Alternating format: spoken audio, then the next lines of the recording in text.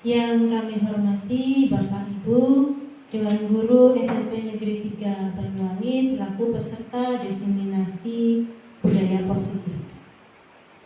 Baik, pada kesempatan kali ini adalah diseminasi budaya positif yang akan disampaikan oleh Bapak Wiwin Winarso selaku calon guru penggerak angkatan 10 Kabupaten Banyuwangi, Provinsi Jawa Timur. Untuk memulai acara pada siang hari ini, marilah kita buka dengan membaca basmalah bersama-sama. Bismillahirrahmanirrahim. Baik, selanjutnya kami mohon kepada Ibu Wakil Kepala Sekolah untuk memberikan sambutannya. Kepada Ibu Sani Rahimah SPD MPD dipersilahkan.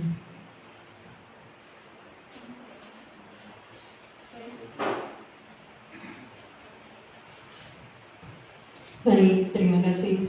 Assalamualaikum warahmatullahi wabarakatuh. Yang terhormat Bapak Ibu Guru pengajar SMP Negeri 3 Banyuwangi. Nah, yang sangat kami banggakan, ini ada 4 calon guru penggerak ya untuk angkatan berapa Mbak Win? 10. SMP Negeri 3 Banyuwangi patut berbangga karena untuk angkatan 10 ini memiliki 4 CGP, diantaranya adalah Pak Wiwin Winarso, kemudian Bu Prasmarani Wigati, Ibu Eka Natalia, dan Bu Ismi Arofah. Alhamdulillah pada kali ini berkesempatan untuk mengikuti pendidikan guru penggerak. Bapak Ibu, yang pertama kami mohon maaf, ada pesan dari Bapak Kepala Sekolah, beliau tidak bisa menghadiri kegiatan ini karena harus mengikuti diklat PNS di Litjen, tugas dari pemerintah daerah kabupaten. Ada beberapa hal yang tadi dipesankan kepada kami selaku waka. Yang pertama adalah apresiasi yang luar biasa diberikan kepada sekolah. Pada kesempatan kali ini CGP angkatan 10 ini, nah pada sesi ini Pak Wiwin ya, Pak Wiwin akan berbagi tentang diseminasi budaya positif.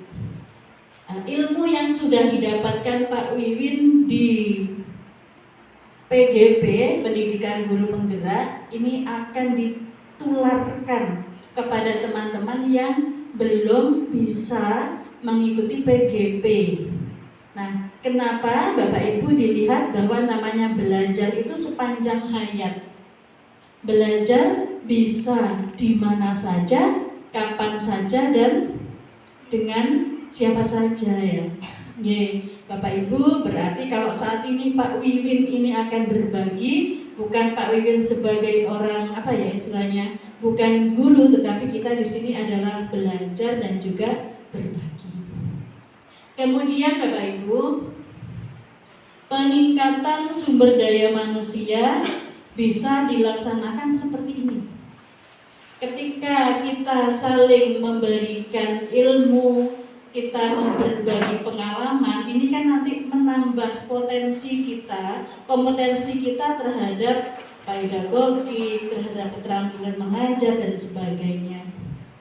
Nah, kenapa kok ini menurut saya sangat penting gitu? Budaya positif ini sangat penting karena kalau kita berpijak pada rapor pendidikan kita tahun kemarin, rapor pendidikan kita tahun kemarin itu yang menurun ada pada disiplin positif. Jadi disiplinnya siswa. Makanya ini perlu, sebenarnya mungkin teman-teman sudah pernah ada yang mempelajari di PMM, tetapi ini akan diluruskan lagi, akan diperkuat lagi oleh pemahaman Pak Wiwin setelah mengikuti pendidikan guru penggerak. Kenapa harus disiplin positif? Bagaimana penerapannya? bagaimana strategi yang akan dilakukan seorang guru, silahkan nanti Bapak Ibu mengangsu kawruh kepada Pak Wiwin. Kemudian yang ketiga, membudayakan sekolah dalam rangka ramah anak. Panjenengan kan sudah masuk di dalam TPPK ya, untuk menuju SRA, sekolah ramah anak.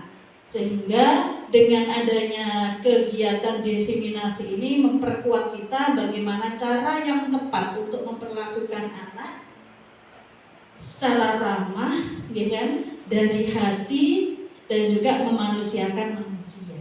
Intinya itu Bapak Ibu.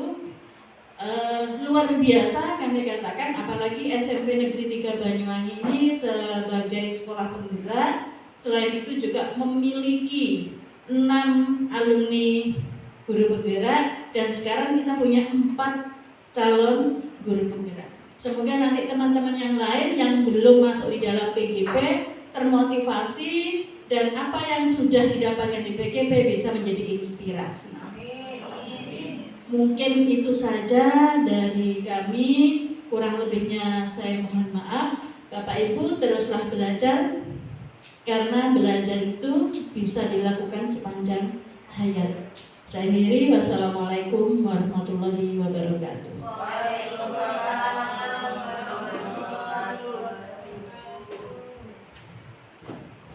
Baik, terima kasih Ibu Sani Rohimah atas sambutan dan motivasinya kepada kami semua.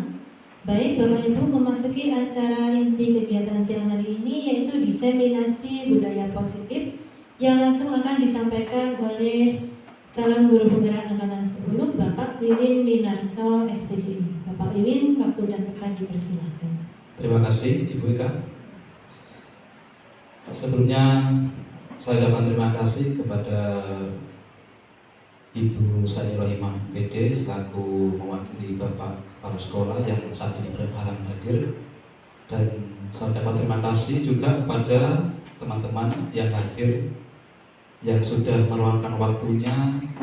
Semoga hadirnya teman-teman di sini akan bernilai pahala dan akan membawa perubahan untuk sekolah kita semuanya. Amin. Salam guru penggerak, bergerak, bergerak, dan menggerakkan. Sebelumnya teman-teman, mari kita senyum dulu selama 30 jam. Maaf, 30 detik ya. Iya, 30 detik, mohon maaf, 30 detik. Kan satu hari itu 24 jam ya, Ibu ya? Melebihi kapasitas berarti. Oke. Yuk kita senyum dulu selama 30 detik. Senyumnya Pak Agus gimana? Kok mulai tadi? Ya, terima kasih Pak Agus. Senyumnya Bu Tani juga sudah. Bu Meta, senyumnya di mana itu? Ya, itu juga terima kasih, senyumannya pasti dapat langsung pahala juga. Kita mulai ya. Selanjutnya mari dalam forum ini kita buat kesepakatan dulu, yakni kesepakatan itu bisa dicontohkan, bisa dilihat dalam gambar di depan Bapak Ibu, yakni misalkan ini kita tidak ada kata-kata yang negatif. Kita lihat setelah kita amati, yang pertama menghargai dan menghormati pendapat siapapun. Dari sini sudah nampak kegiatan atau budaya positif yang Bapak Ibu bisa lihat, menghargai dan menghormati pendapat siapapun.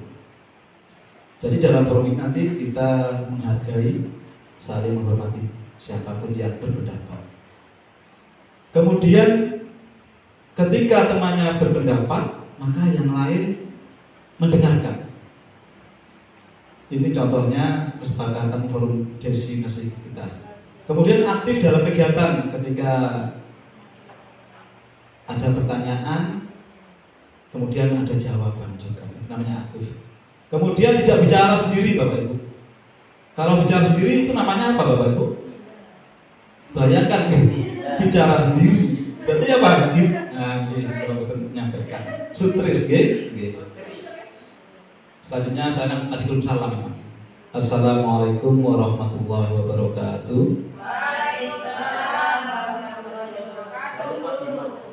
Alhamdulillah, syukur pada Allah SWT yang telah menemukan kita, mengumpulkan kita di tempat ini dalam rangka thalabul ilmi, dalam rangka mencari ilmu yang tujuannya yakni materi disiplin positif yang tidak lain gunanya, manfaatnya nanti bisa kita implementasikan untuk sekolah kita, terutama untuk anak didik kita.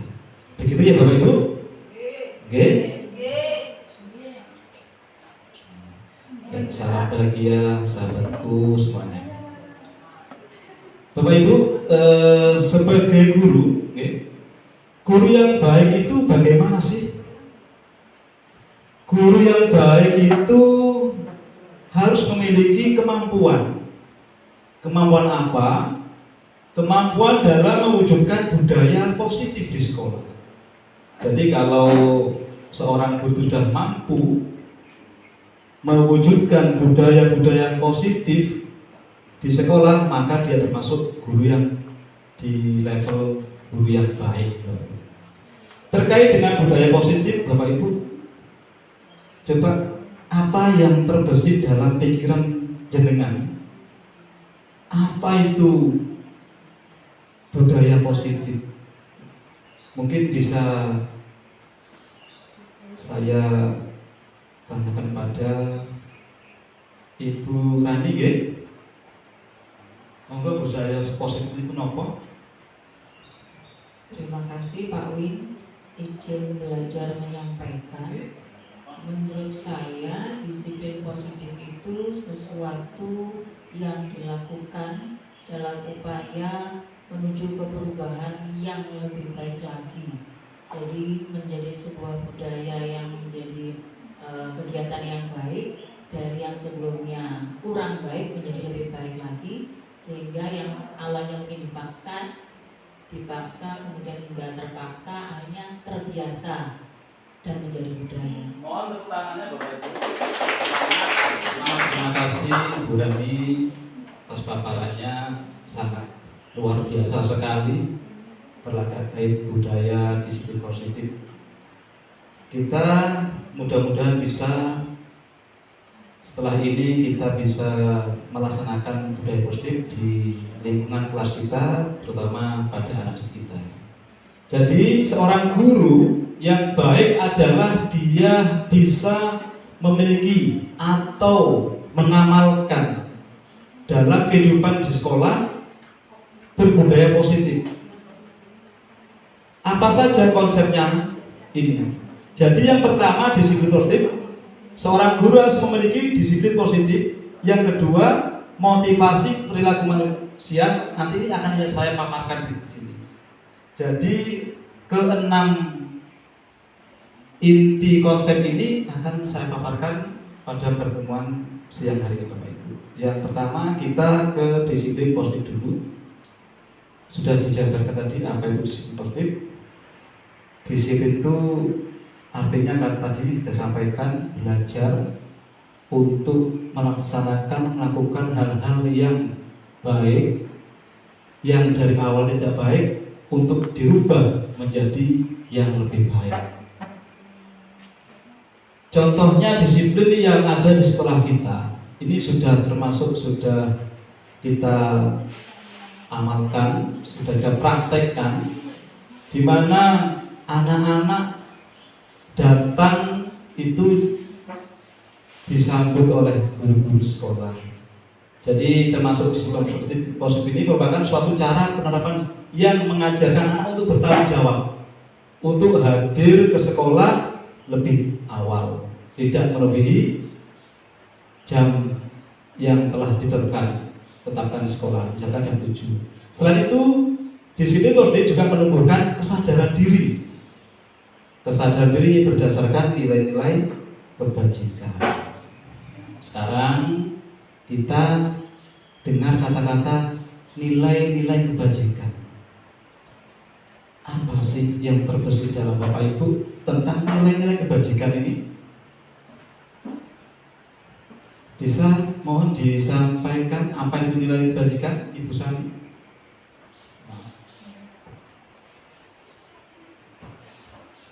Nilai kebajikan itu mungkin ya Pak Win ya, sepengetahuan saya nilai-nilai yang baik apa gitu ya Pak Win ya, yang sekiranya merupakan sepakati bersama apa gitu Pak. Ini pemahaman saya dari luar ya, karena saya kurang paham ini Pak Win.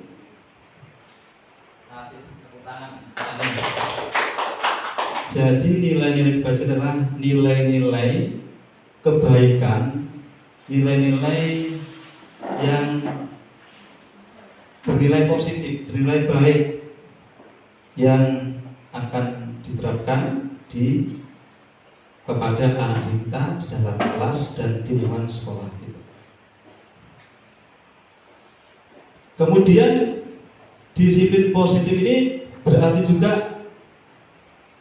lebih ke arah disiplin diri yang dapat mengontrol diri dalam melakukan segala tindakan. Jadi segala apa yang dilakukan oleh kita, oleh anak kita ini bisa terkontrol melalui disiplin positif. Contohnya ketika anak-anak melaksanakan jadwal sholat duha yang diadakan sekolah kita ini, ketika anak-anak memiliki disiplin positif sudah dalam dirinya, maka mereka akan hadir sesuai dengan jadwal yang telah ditetapkan. Mereka disiplin dan mengikuti kegiatan sholat duha tanpa ada hal-hal yang negatif, maksudnya itu terlambat. Jadi dalam disiplin positif itu dapat membuat murid paham dan sadar berdasarkan motivasi internal dalam dirinya. Dia sadar, saya ini hadir untuk sholat duha di pagi hari agar saya menjadi orang yang baik, supaya diri saya jadi orang yang soleh-soleha, supaya saya selamat dunia akhir dan sebagainya. Itu dalam diri kita, bukan karena paksaan. Jadi mereka hadir ke sekolah, hadir belajar ke sekolah atau sholat duha itu bukan karena paksaan, bukan karena minta pujian dari gurunya, ataupun karena takut dihukum oleh guru piket sekolah. Begitu Bapak Ibu terkait masih disiplin positif. Kemudian saya akan memaparkan sedikit tentang 6 karakter dalam profil pelajar Pancasila. Di dalam profil pelajar Pancasila kita sudah tahu, kita sudah hafal semuanya, nggih Bapak Ibu nggih, hafal nggih? Pelajar Pancasila beriman dan bertakwa pada Tuhan Yang Esa dan berakhlak mulia, berkebinekaan global, gotong royong mandiri, kreatif dan bernalar kritis. Tangan sapi aku terima semuanya. Terima kasih. Bapak Ibu, ketika kita menerapkan profil pelajar Pancasila yang sangat luar biasa ini bagi saya dan mungkin bagi semua guru yang se-Indonesia ini, di mana anak apabila memiliki iman dan takwa kepada Tuhan Yang Maha Esa, itu sangat luar biasa sekali. Sudah beriman, sudah percaya kepada neraka surga, percaya dengan dosa dan pahala.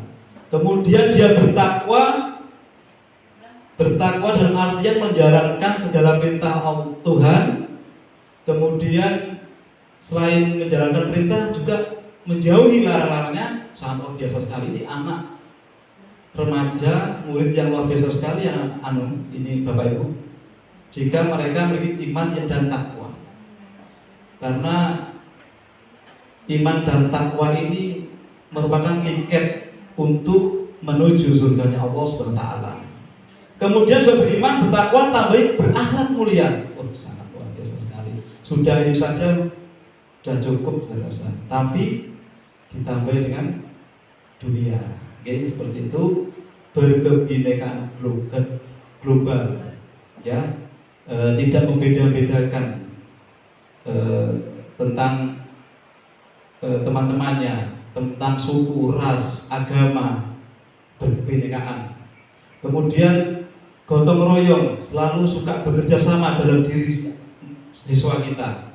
Bayangkan kalau punya anak siswa suka gotong royong, semua akan menjadi apa Bapak Ibu? Indah.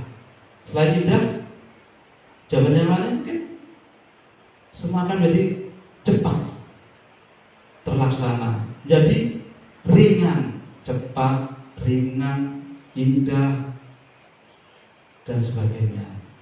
Kemudian dalam diri anak punya jiwa mandiri,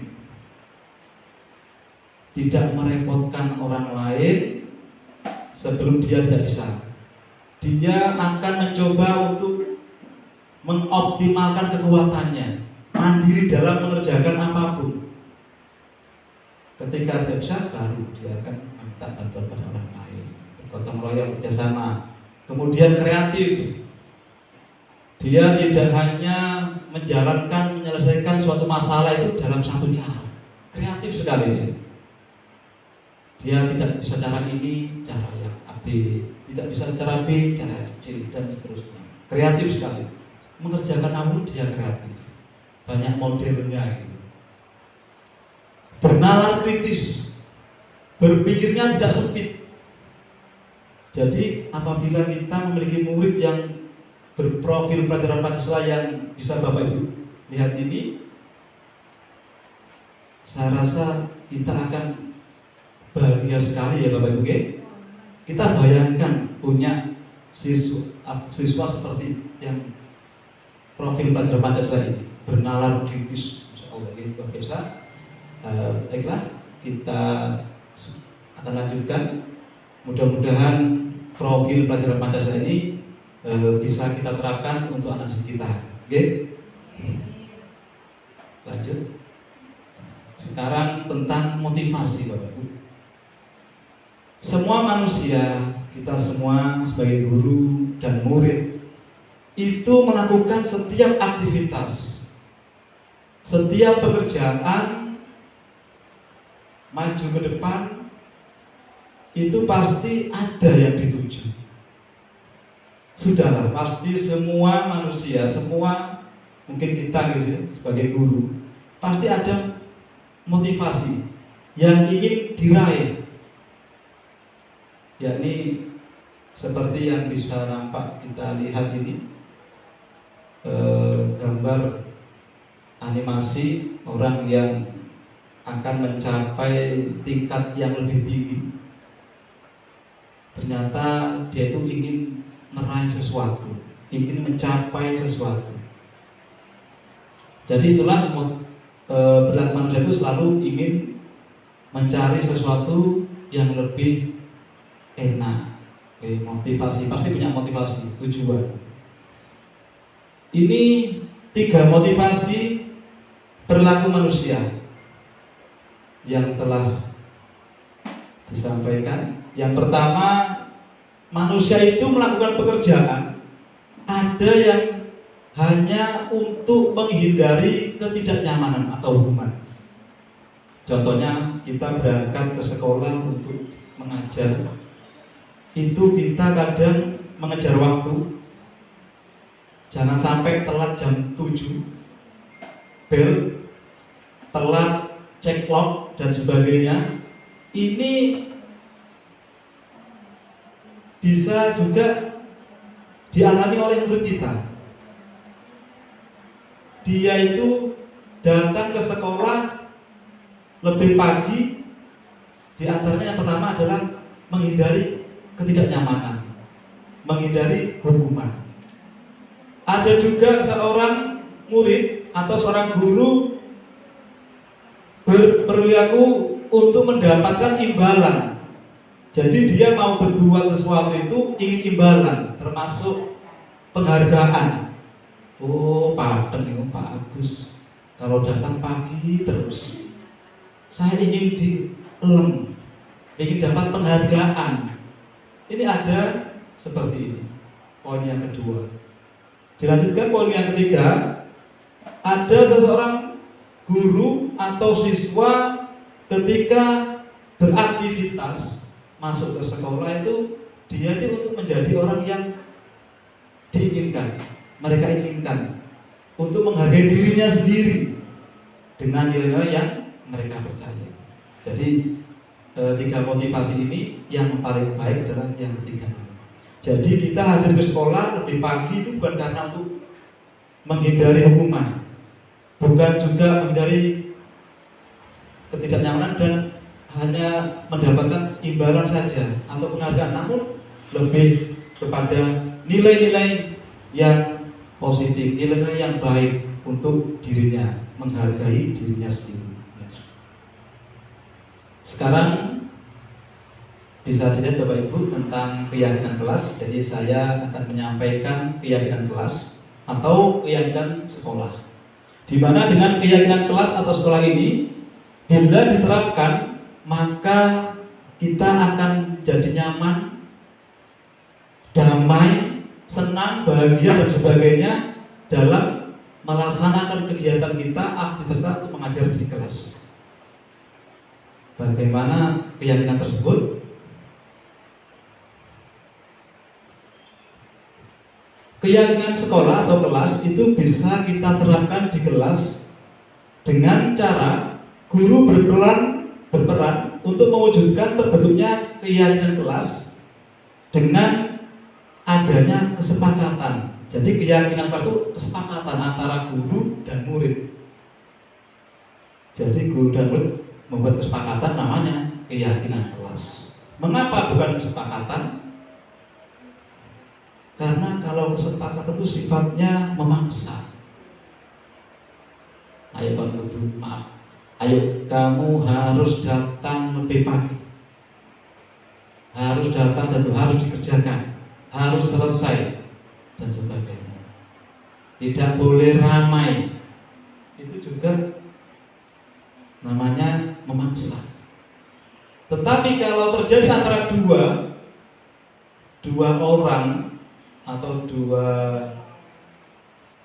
antara dua orang ya, antara guru dan murid, maka itu bukan kesepakatan tapi keyakinan kelas. Seperti lihat di dalam gambar itu, saya sudah melaksanakan tentang keyakinan kelas dengan cara meminta anak-anak untuk apa sih yang ingin mereka inginkan di kelasnya, agar kegiatan pembelajaran dapat berlangsung dengan bahagia, dengan nyaman, tentram, damai, sejahtera, dan sebagainya. Ini contoh keyakinan kelas yang sudah saya buat Bapak Ibu, berupa pernyataan-pernyataan universal yang mudah diingat dan dipahami oleh murid-murid dan harus diterapkan di lingkungan sekolah. Contohnya seperti ini. Keyakinan kelas yang saya pernah buat sederhana sekali, menghargai guru. Jadi ketika saya sampaikan keyakinan kelas, anak-anak itu sudah bilang sendiri, menyampaikan pendapatnya, Pak, kalau bisa menghormati guru harus dihormati. Ya, saya tulis kemudian menghormati guru, menghargai guru. Apalagi anak-anak, kemudian anak-anak tidak telat masuk kelas, Pak, karena kemarin ada yang telat. Ya, kita berkesepakatan tidak telat masuk kelas. Apalagi anak-anak itu. Yang ketiga, memakai seragam lengkap. Yang keempat, saat pelajaran tidak keluar tanpa izin gurunya. Apalagi sudah ada lagi, Pak, melaksanakan piket. Karena kemarin, Pak, ada anak teman-teman yang tidak piket. Sehingga apabila salah satu yang tertulis tersebut tidak dilaksanakan, maka akan dapat mengganggu aktivitas kegiatan pembelajaran di kelas. Bayangkan kalau tidak ada piket, tidak ada anak yang taat dengan keyakinan kelas piket, maka akan terjadi pertengkaran. Kemudian yang keenam ditambah lagi tidak mengolok-olok dan sebagainya, tidak saling ngejek, namun cukup 5 saja, Bapak Ibu. Contoh keyakinan kelas ini seperti yang kita buat, saya buat bersama. Contoh keyakinan kelas di kelas 8B. Yang pertama, menghormati. Ini semua siswa diharapkan untuk menghormati satu sama lain di antar temannya, maksudnya. Kemudian menghormati guru dan semua yang ada di kelas. Kemudian kesepakatannya kehadiran siswa harus datang tepat waktu untuk setiap sesi kelas. Jujur di sini siswa berani mengakui kesalahan dan mengungkapkan kejadiannya dengan jujur. Apa-apa yang terjadi di kelas disampaikan dengan jujur, ini jika kesepakatan. Kemudian komunikasi, semua siswa diharapkan untuk bersikap sopan, komunikasinya sopan dengan temannya maupun dengan guru yang ada di kelas dalam kegiatan pembelajaran. Saling menghargai, tidak boleh melemparkan lelucon, guyonan yang berlebihan atau mengejek, bullying yang ujung-ujungnya akan mengakibatkan ketidaknyamanan di dalam kelas. Itu Bapak Ibu contoh keyakinan kelas yang bisa kita terapkan di dalam kelas kita. Untuk selanjutnya ice breaking dulu Bapak Ibu, oke? Ice breaking dulu, monggo kita ikuti. Kita mulai ya ice breaking ya, siap ya. Maaf sudah siang, ya. Sudah sore.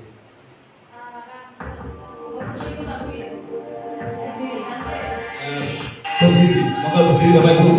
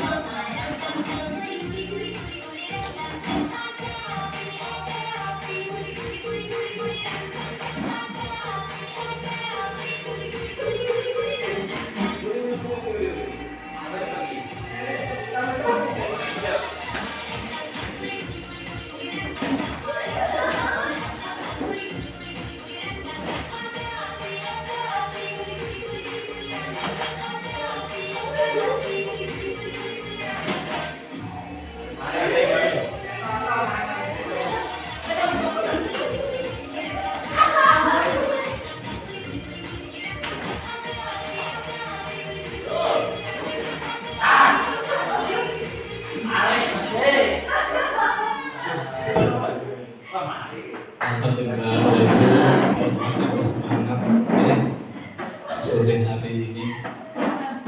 Kita lanjutkan tentang materi yang baru, yakni kebutuhan dasar manusia. Jadi semua orang itu pasti punya kebutuhan dasar. Bicara tentang kebutuhan dasar, kita implementasikan kepada murid kita. Ketika seorang murid melakukan suatu perbuatan yang bertentangan dengan nilai-nilai kebajikan atau melanggar peraturan, hal itu sebenarnya dikarenakan mereka gagal memenuhi kebutuhan dasar mereka. Jadi apabila seorang murid yang membuat temannya tidak nyaman, mengolok-olok dan sebagainya, berarti dia itu ada suatu hal yang salah dalam dirinya. Bisa jadi anak tersebut ingin mendapatkan perhatian, karena anak tersebut kan diwadulkan itu apa gitu? Dilaporkan oleh temannya ke gurunya, sehingga dia itu ingin mendapatkan perhatian. Jadi dia minta perhatian tapi cuma dengan cara nyalah ke temannya, mengolok temannya dan sebagainya.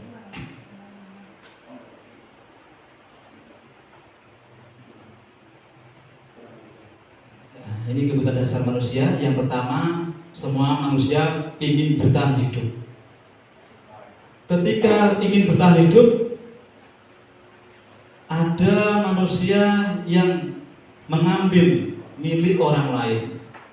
Demi apa? Ingin bertahan hidup. Sering terjadi di sekitar kita, di dalam kabar-kabar di televisi dan sebagainya, bahkan di anak didik kita juga ada seperti ini. Contohnya, Bapak Ibu, ketika ada seorang murid di dalam kelas, ada temannya makan, Bapak Ibu, makan di waktu istirahat. Kemudian murid tersebut yang satunya, laki-laki biasanya ini, mengambil makan tersebut dengan cara menggoda itu. Ambil makannya. Karena kemudian diambil terus dimakan. Beberapa diberikan lagi. Ini menunjukkan bahwa mungkin belum sarapan dulu. Ada yang salah dalam dirinya. Mungkin belum sarapan, sehingga dia ingin bertahan hidup dari lapar maksudnya. Kemudian kasih sayang dan rasa diterima di lingkungannya. Kita lanjutkan saja. Kemudian butuh penguasaan. Manusia butuh kebebasan dan butuh senang. Bayangkan kalau tidak ada manusia yang tidak butuh kesenangan itu, tidak ada. Monggo sampai Bapak Ibu perhatikan, tidak ada seorang manapun atau murid manapun tidak butuh kesenangan. Mereka butuh kesenangan, butuh kebebasan. Makanya seperti ini bisa diartikan penjabarannya luar biasa sekali. Ini kalau bisa dijabarkan, bertahan hidup, kasih sayang bisa, penguasaan masuk ke sini, kemudian kebebasan dan kesenangan. Mendapatkan kasih sayang seorang ayah atau orang tuanya atau gurunya. Contoh studi kasus kita lihat Bapak Ibu. Pak Win, guru kelas 8B, sedang bingung menghadapi ulah salah satu murid di kelasnya yang bernama Bagas. Oke, ini tempat murid saya, ini namanya Bagas. Beberapa anak telah mengeluh tentang sikap Bagas ini, yang seringkali minta bekal makan siang dengan paksa punya temannya. Coba jika Bapak Ibu jadi saya, apa yang akan Bapak Ibu lakukan? Dan menurut Bapak Ibu, kira-kira apa alasan Bagas melakukan hal itu, Bapak Ibu? Saya mohon ingin tanggapannya dari Bu Neneng. Ini kan saya. Terima kasih waktunya. Menurut saya Bagas tersebut sangat membutuhkan perhatian. Kemudian bisa juga Bagas itu mengalami sesuatu dari keluarganya. Misalnya berasal dari latar belakang keluarga yang, mohon maaf, mungkin broken home, atau salah satu orang tuanya bekerja jauh. Mungkin dari situ kebutuhan pribadi Bagas itu terabaikan. Misalnya makan, keterlambatan makan itu kan juga bisa membuat dia lebih emosi. Berarti perhatian dari keluarga ya? Iya, kemudian dia sendiri melampiaskannya di kelas gitu. Iya. Iya, terima kasih. Mungkin Kasih tepuk tangan Bapak Ibu buat Bu Neneng, bagus sekali jawabannya. Bagas ini kurang perhatian dari orang tuanya terkait tentang bekal untuk berangkat ke sekolah. Mungkin ada yang menambahkan, mungkin silakan. Terima kasih sekali kepada Barista, monggo. Terima kasih atas kesempatan yang telah diberikan. Kalau untuk terkait Bagas sendiri ini Pak, kalau dari saya sendiri, dia melakukan hal seperti ini, sebenarnya dia diberikan uang saku sama orang tuanya. Tetapi untuk sarapan pagi sudah dia belikan untuk uang sakunya, tetapi dia kan kalau anak laki-laki biasanya untuk jumlah makannya itu lebih banyak dibanding perempuan. Daripada uang sakunya untuk dibuat beli makan siang, dia lebih baik minta. Karena apa? Uang jajan yang diberikan oleh orang tuanya yang lebih itu ditabung, Pak. Jadi dia tidak, uang sakunya tidak untuk beli-beli, namun ditabung gitu maksudnya. Ditabung, dikumpulkan untuk membeli peralatan sekolah yang kiranya orang tua tidak secepat apa yang dia harapkan. Karena untuk kedua orang tuanya sendiri mencukupi. Padahal mencukupi ya? Mencukupi. Bapak Ibu kira-kira kasus seperti ini pernah dialami nggak Bapak Ibu? Seperti ini, ada anak yang mampu, dari keluarga yang mampu, namun sudah mendapatkan sangu, uang dan bekal sudah cukup, namun di sekolah masih berbuat kasus untuk mencari perhatian, karena dia anak ragil yang kurang kasih sayang, istilahnya kurang kasih sayang, kurang adanya kebersamaan dari keluarganya. Iya. Karena kakaknya sudah menikah, mungkin sudah. Kalau kakaknya kuliah, kemudian kedua orang tuanya sibuk bekerja semuanya. Jadi perhatiannya kurang ya. Betul, untuk segi ekonomi tercukupi.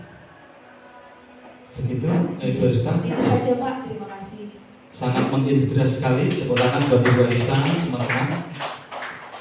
Terima kasih Ibu Barista atas jawaban yang disampaikan, dan mungkin masih banyak lagi Bapak Ibu terkait dengan studi kasus yang terjadi sering kita alami di sekolah kita atau di kelas kita sebagai wali kelas.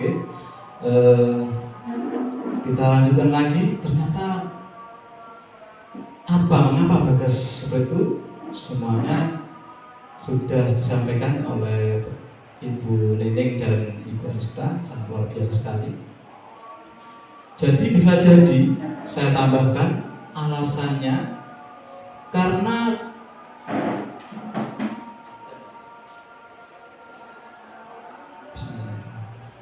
ia lapar, dia itu lapar, dan orang tuanya tidak membawakan bekal untuk makan siang, sehingga kebutuhan dasar yang sedang dilakukan oleh Bagas saja berusaha untuk dipenuhi oleh Bagas. Dengan cara bagaimana?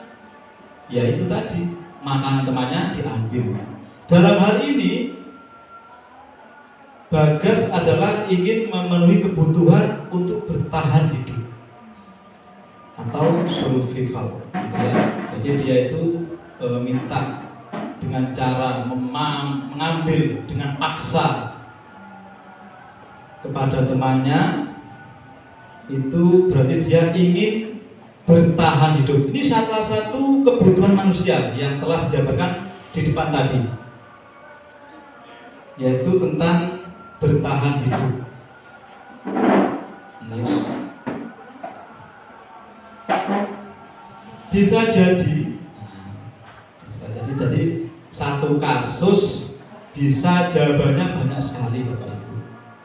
Jadi kasus tadi tentang Bagas yang selalu merebut makanan temannya, bekal temannya diambil, dipaksa, ternyata alasan yang selanjutnya yaitu karena dia merasa senang temannya jadi memperhatikan dia. Ketika diambil, sehingga temannya akan memperhatikan dia. Ketika temannya melaporkan tindakannya itu pada gurunya, ya, kepada guru wali kelasnya, Pak Win, itu Bagas, makanan saya sering diambil. Berarti Bagas itu ingin mendapatkan perhatian dari gurunya. dari teman-temannya juga. Dan gurunya akhirnya memberitahu orang tuanya dengan cara menelpon, menghubungi, sehingga orang tuanya jadi memperhatikan dia. Jadi supaya temannya memperhatikan, gurunya memperhatikan, orang tuanya juga memperhatikan. Jadi kebutuhannya Bagas tadi kebutuhan dasar adalah ia sedang ingin memenuhi kebutuhan akan kasih sayang. Jadi dia butuh kasih sayang, Bapak Ibu, dan ingin punya rasa diterima di dalam kelas, di dalam keluarganya.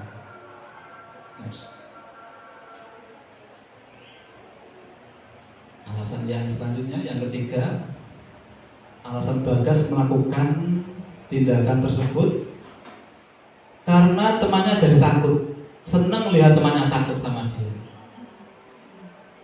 senang melihat temannya mengikuti keinginannya, bangga. Maka sebetulnya Bagas dalam hal ini sedang berusaha memenuhi kebutuhan dasarnya akan kekuasaan. Ini Bapak Ibu, semua orang pasti ingin berkuasa. Ini kalau naluri manusia pasti semua ingin berkuasa, ingin ditakuti dan sebagainya. Kita lanjutkan. Alasan Bagas yang keempat, alasannya dia merasa bosan dengan bekal makanannya itu saja. Tempe tahu sambal, tempe tahu itu saja selalu yang dibawa. Sehingga, ini Bapak Ibu, terima kasih. Sehingga dia itu selalu berbuat usil yang telah saya sampaikan tadi di awal. Dia selalu usil pada temannya. Jadi yang dibawakan ibunya itu dari rumah selalu bekal yang sama. Bayangkan, kita pun kalau bawa bekal yang sama, Bapak Ibu, monggo kita cermati. Bapak Ibu kalau bawa bekal yang sama, Bapak Pak Agus apabila dikasih bekal yang sama oleh istrinya, besok tempe tahu, besok tempe tahu, bosan ya, pasti akan dongkol. Itu kebutuhan manusia juga tentang apa yang dirasakan oleh Bagas juga sama. Jadi dalam ini ingin mencoba makanan teman-temannya pasti bosan, sehingga dia berusaha memenuhi kebutuhan akan kebebasan, pengen bebas. Itu saja, masak di rumah terus, saya pengen melencer, masak di sekolah, gitu saja, bawa makanan itu saja, hanya pengen makan temannya disebut, gitu seperti itu. Semua pasti butuh kebutuhan akan kebebasan. Kita pasti ingin kesenangan juga. Tuh bisa seperti itu gambarnya. Kalau Pak Agus marah ya, Pak Agus pasti gitu ya, tempe tahu terus, gitu seperti itu. Semuanya pasti boleh juga. Makanya ganti-ganti, besok ikan laut, besok lagi ikan ayam, ikan sapi, telur dan sebagainya. Ada alasan lagi Bapak Ibu. Ini alasan yang kelima. Mengapa Bagas melakukan seperti itu? Ternyata ia melakukannya karena iseng saja, dan dia menikmati ekspresi wajah teman-temannya yang punya rasa kesel itu dia senang. Kapok ini kesel aku, dia senang. Dan ini termasuk kebutuhan apa? Kesenangan. Semua manusia butuh kesenangan Bapak Ibu. Kadang ada teman melihat temannya itu susah, senang. Nah, betul. Apa yang dilakukan oleh Bohong, senang melihat penderitaan orang lain. Ini yang dilakukan oleh Bagas. Dia senang, butuh kesenangan. Cuma kesenangan dalam arti seorang remaja sekolah kelas 8. Kalau orang yang sudah dewasa, bapak ibu yang sudah berkeluarga, itu biasanya dia nggak suka melihat tetangganya, yang sudah sukses misalkan, itu ada seperti itu. Tapi kita nggak seperti itu. Yakin ketika ada kasus ini terjadi pada murid kita.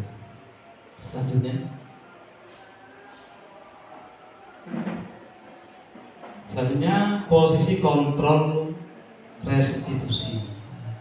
Berbicara berbicara tentang posisi kontrol restitusi, apa yang ada dalam benak Bapak? Nah, ini dia. 5 posisi kontrol restitusi. Jadi seorang guru itu di dalam lingkungan sekolah itu ada 5 posisi kontrolnya. Yang pertama sebagai penghukum, yang kedua pembuat merasa bersalah pada murid, bisa juga sebagai teman, guru sebagai pemantau, dan guru sebagai manajer. Sebagai penghukum, biasanya guru tersebut selalu berkata kasar padanya. Apabila ada seorang murid yang berbuat kesalahan, contoh terlambat masuk sekolah, masuk kelas, maka dia akan melotot dengan tangan menunjuk, "Hei, kok terlambat terus? Terlambat lagi," dengan marah-marah ini. "Ayo push up." Misalkan seperti itu juga sebagai pengubah. Lari, berputar, lapangan basket 2 kali, termasuk penghukum. Ini model guru yang sebagai penghukum. Model yang selanjutnya, guru sebagai pembuat merasa bersalah. Nanti untuk lebih jelasnya akan saya putarkan videonya supaya lebih senang dan jelas lagi. Kita lanjutkan. Ini Bapak Ibu bisa diperhatikan 5 posisi kontrol. Ketika guru sebagai penghukum, maka dia itu berbuat menghardik, menunjuk-nunjuk, bahkan menyindir-nyindir, menyakiti. Kalau berkata begini, kalau guru penghukum itu, "Kalau kamu tidak melakukannya, awas ya, rasakan." Itu guru penghukum. "Ayo keliling, terlambat, keliling lapangan 2 kali lari, rasakan, awas ya kalau diulangi lagi ya." Contoh guru penghukum. Kemudian contoh guru sebagai pembuat rasa bersalah. Biasanya bagaimana Bapak Ibu? Begini, dia selalu berkata begini, "Kamu ketika ada anak terlambat atau berbuat salah, kamu seharusnya tahu, ibu lelah sekali, dia mikir kamu mana?" Sering mengatakannya seperti itu. Ini ibu sampai stres, bapak sampai stres gara-gara sampaian, gara-gara kamu ini. Kamu lagi. Ini akhirnya anak merasa bersalah, murid merasa bersalah. "Iya Bu, mohon maaf Bu," seperti itu. Kita lanjutkan lagi. Guru sebagai teman. Ketika dia merasa posisinya sebagai teman, maka guru itu biasa berkata begini. Ketika ada anak yang sering berbuat salah atau melakukan kesalahan, "Ayolah, nah lakukan demi ibu. Masa kamu tidak mau? Ingat, tidak ibu pernah bantu," seperti itu contohnya. Kemudian sebagai pemantau, biasanya guru kalau sebagai pemantau itu selalu berkata ini, "Apa peraturannya? Ayo, apa peraturannya? Kalau kamu terlalu begini," seperti itu. Kemudian kalau sebagai manajer, ini pertanyaannya guru bisa dia berkata, gurunya berkata, "Apa yang kita yakini dalam kelas kemarin? Apa yang bisa kau kerjakan untuk memperbaiki masalah ini?" Jadi tidak langsung menyalahkan siswa yang bersalah. Dan posisi yang mana yang bagus untuk diterapkan oleh seorang guru, Bapak Ibu bisa diperhatikan yang mana kira-kira? Sebagai manajer. Ya, inilah mudah-mudahan kita bisa melaksanakan sebagai kontrol manajer pada anak yang berbuat salah di kelas kita.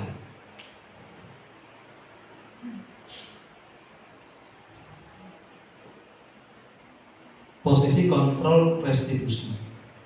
Jadi di antara kelima posisi kontrol tadi sudah disampaikan oleh Bapak Asmati. Sebaiknya seorang guru menggunakan yang mana Pak Asmati? Sebagai manajer ya. Ya. Jadi sebagai manajer itu nanti bisa dilihat dari video yang akan saya sampaikan. Ada videonya. Posisi kontrol restitusi.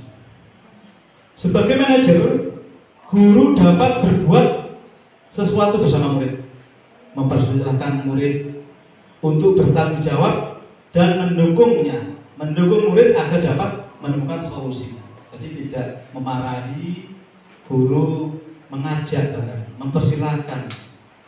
Selain itu, posisi manajer mengacu pada restitusi yang dapat menjadikan murid sebagai manajer bagi dirinya sendiri, sehingga dapat tercipta identitas positif pada diri murid.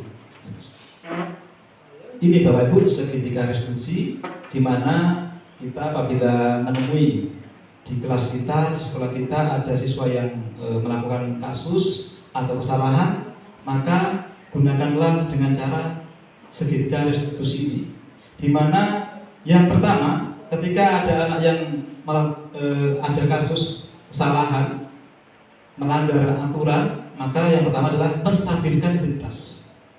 Ketika anak berbuat salah, kita menstabilkannya, tidak langsung memarahi. Contohnya juga ada pada film yang akan saya sampaikan.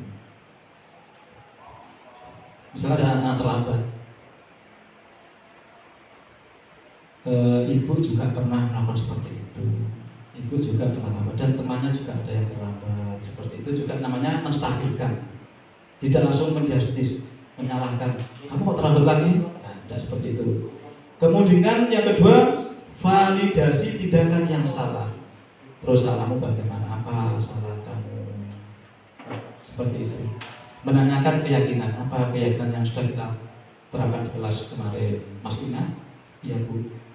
Apa yang kamu langgar? Keyakinan yang mana yang kamu langgar? Seperti itu. Terus bagaimana cara menyelesaikannya masalahnya? Bagaimana? Seperti itu. Diajak untuk berdiskusi. Ini contoh yang saya lakukan. Ada anak yang terlambat masuk kelas, kemudian saya persilakan dulu, kemudian saya bicara, nanti setelah pelajaran ikut ke ruang guru atau ke musola ya. Menstabilkan identitas tadi yang pertama, menstabilkan identitas berdasarkan prinsip bahwa membuat kesalahan adalah bagian dari proses pembelajaran yang nantinya akan menggeser identitas gagal ke arah identitas sukses.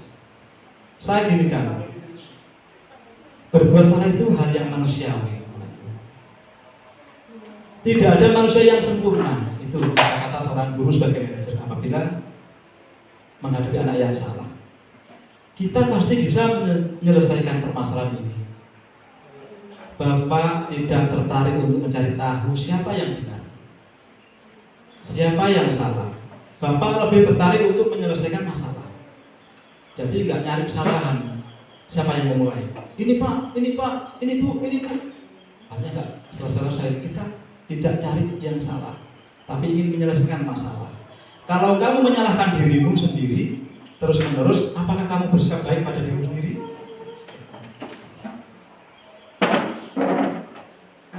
Sekarang kita lanjutkan ke validasi yang tadi, yang pos yang kedua, pos yang segitiga yang tadi. Validasi tindakan yang salah. Dari sini, tindakan yang salah dilakukan berdasarkan prinsip bahwa setiap perilaku berupaya memenuhi suatu kebutuhan tertentu, sehingga guru atau orang tua akan bergeser dari pemikiran stimulus respon menjadi proaktif, serta akan lebih mengenali dan mengakui kebutuhan murid atau anak.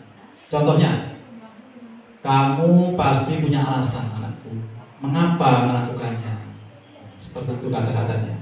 Validasi tindakan. Apa yang penting bagi kamu? Seperti itu. Kamu kok telat? Seperti itu, apa yang penting bagi kamu? Sering main game. Bapak, saya sering main game, tidur terlalu malam sehingga saya terlambat. Apakah itu penting bagi kamu? Iya Bapak, ketika saya main game saya dapat uang. Tidak apa-apa, main game juga bagus, jangan seperti itu sebagai manajer. Tapi bagaimana kamu sebagai seorang murid? Apa yang harus kamu lakukan? Ya Pak, saya tidak akan lagi tidur malam supaya terlambat. Seperti itu Bapak Ibu.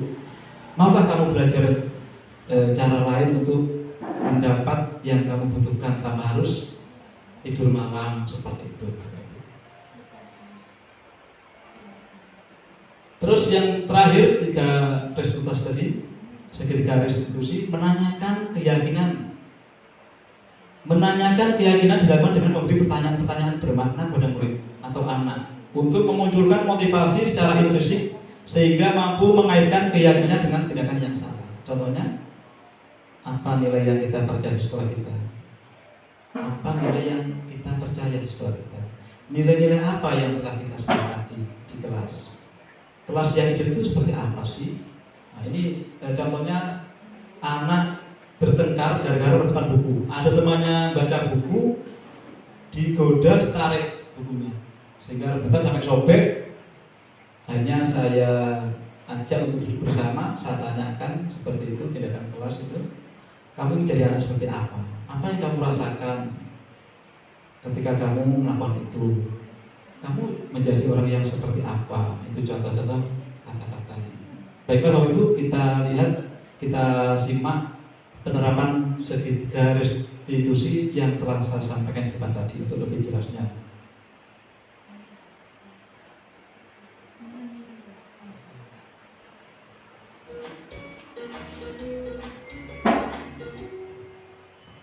Salam bahagia Ibu dan Bapak Guru hebat.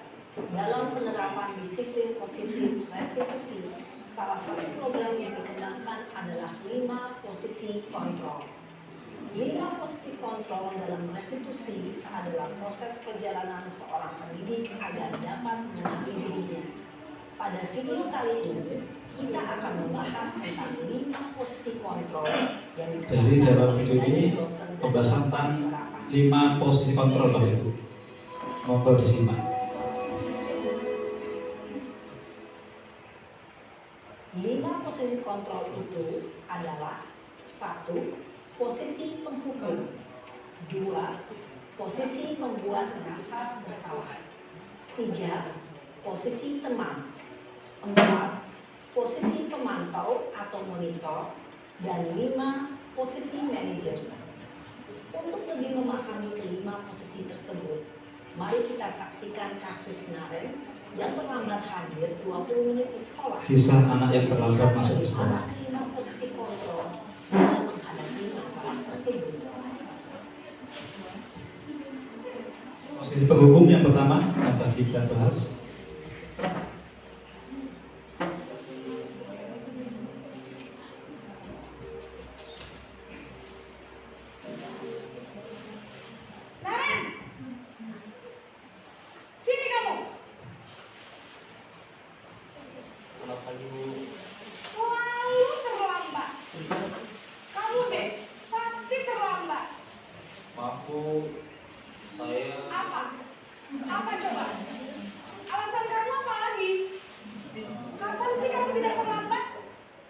Dengan wajah yang sekali ya kamu jadi anak.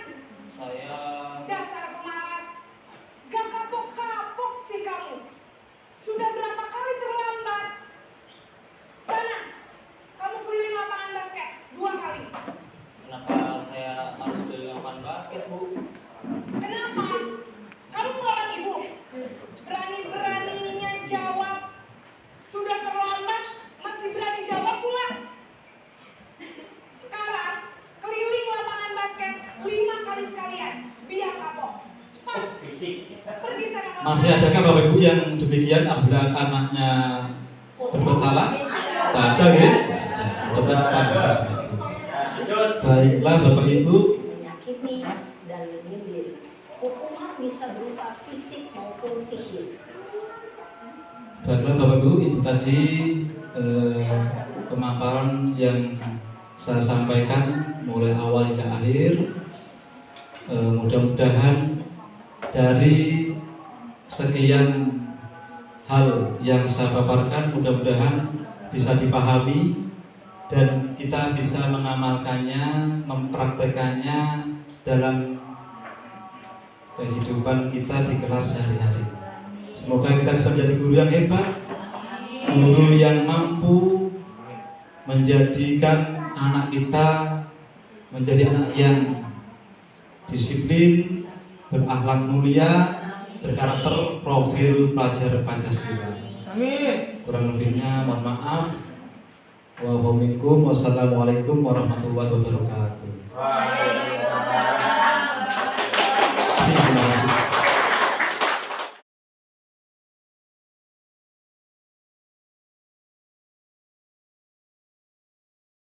Anak-anak, kertas yang Bapak sudah berikan itu, anak-anak tolong ditulis apa yang kalian harapkan dan apa yang kalian tidak inginkan untuk keyakinan kelas kita.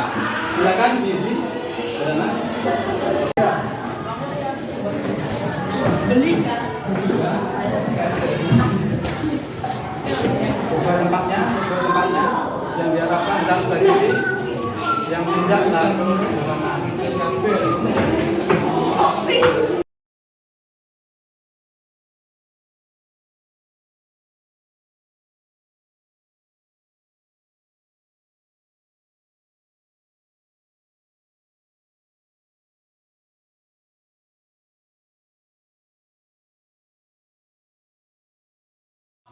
Assalamualaikum warahmatullahi wabarakatuh. Halo semuanya, perkenalkan nama saya Siti Alia dari kelas 8B. Di sini saya akan menjelaskan tentang hal-hal yang telah kami lakukan bersama Pak Win tadi di kelas, yaitu membuat keyakinan kelas bersama teman-teman kelas 8B. Jadi, menurut saya, membuat keyakinan kelas itu sangat penting dilakukan oleh kami karena itu bisa membuat kerukunan kelas dan juga membuat suasana kelas menjadi aman, nyaman, dan tentram. Nah, jadi teman-teman juga tidak bisa melakukan hal-hal yang membuat teman-teman kelas yang lain merasa terganggu. Jadi sudah ada resikonya masing-masing. Sekali lagi terima kasih Pak Win telah mengajak kami membuat keyakinan kelas. Assalamualaikum warahmatullahi wabarakatuh. Assalamualaikum warahmatullahi wabarakatuh. Saya Bu Meta, teman sejawat Pak Winarso dari SMP Negeri 3 Banyuwangi. Dengan adanya diajarkan nilai-nilai kebajikan terhadap saya dan telah diterapkan kepada siswa-siswi SMP Negeri 3 Banyuwangi memberikan dampak yang positif. Terlihat dari siswa-siswi yang mampu berkolaborasi, bergotong royong untuk menyelesaikan tugas-tugas yang ada di dalam kelas dan juga di luar kelas. Tidak hanya itu, murid-murid juga mampu berdisiplin dalam mengerjakan setiap tugas-tugas mandiri yang diberikan oleh guru dengan baik. Demikian dari saya. Assalamualaikum warahmatullahi wabarakatuh.